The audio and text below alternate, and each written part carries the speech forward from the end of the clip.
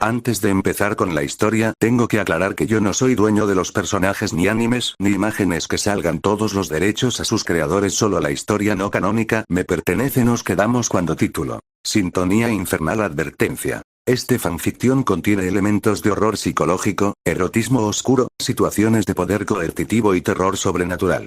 Es para un público adulto y consciente de temas explícitos y perturbadores. Historia. En la Academia Privada Solomon, una institución encajonada entre brumas perpetuas y regida por tradiciones arcanas, el rumor era un susurro venenoso. Se decía que en el ala oeste, cerrada desde hacía décadas, el antiguo club de ocultismo había intentado invocar algo que nunca se fue del todo. Solo quedaba, como testigo mudo, un viejo radio de madera y latón, estilo años 30, cubierto de polvo y telarañas en un rincón del desván. Kuro, una estudiante curiosa y hastiada de la monotonía lujuriosa y corrupta que ya impregnaba los pasillos, herencia de grimorios mal cerrados y pactos egoístas, encontró el aparato una tarde de lluvia.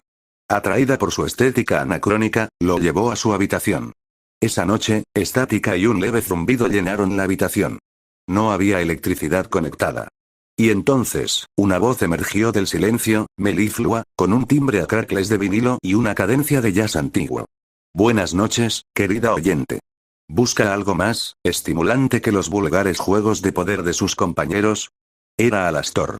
No un demonio cualquiera, sino una entidad sintonizada, un demonio éter que se alimentaba no solo de almas, sino de la degradación específica, la perversión de lo íntimo, la corrupción del deseo puro en pesadilla, y el sonido del miedo en los suspiros más bajos.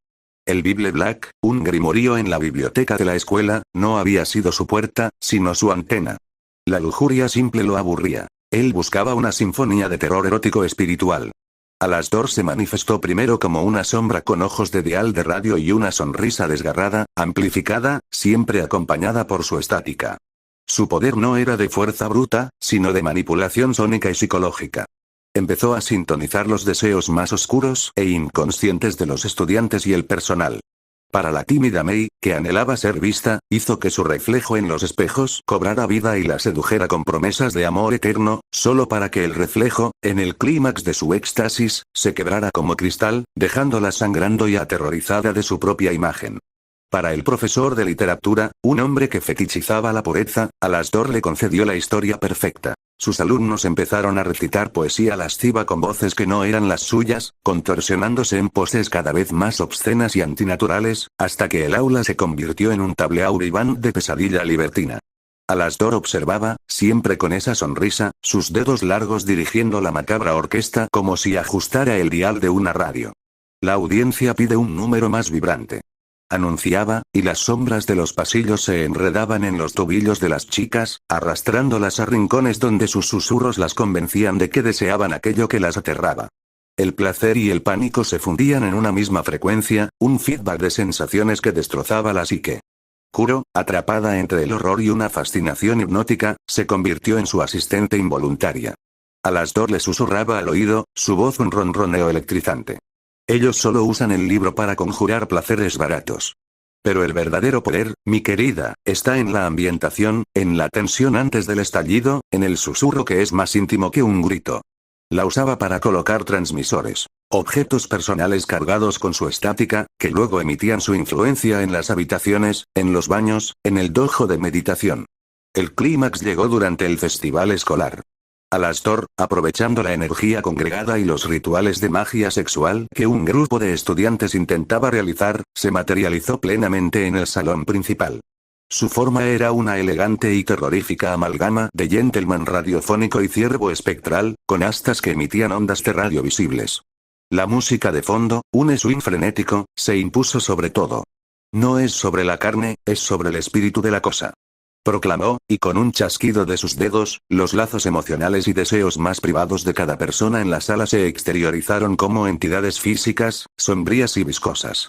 Estas proyecciones se enlazaron entre sí en una danza forzada, violenta y grotescamente íntima, mientras las personas reales, inmóviles, sentían cada caricia violenta, cada mordisco, cada vergüenza y placer impuesto como si les ocurriera a ellos. Era una violación psíquica colectiva, un lemón público compuesto de puro terror espiritual y agonía embriagadora. Kuro, al borde de la locura, gritó su nombre. Alastor se volvió hacia ella, su sonrisa infinita. Toda buena transmisión necesita una estrella, querida. ¿Lista para tu solo? Las sombras la envolvieron, no para dañar su cuerpo, sino para abrir su mente. Le mostró la verdadera frecuencia. Un universo de eterna estática y deseos retorcidos, donde Alastor era el locutor eterno de un infierno personalizado.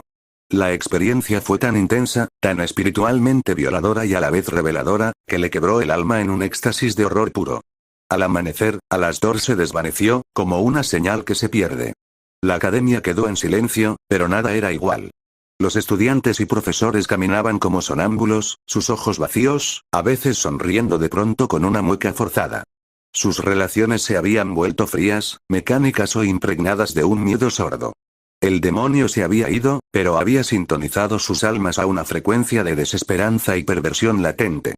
Kuro, sentada frente al radio ahora silencioso, acariciaba la madera. En sus oídos, solo ella podía oírlo. El leve zumbido de la estática, y muy de vez en cuando, un susurro risueño.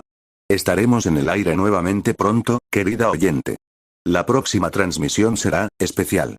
El demonio de las ondas había encontrado un nuevo estudio de transmisión. Y el Bible Black no era su libro de hechizos, sino simplemente, su guión.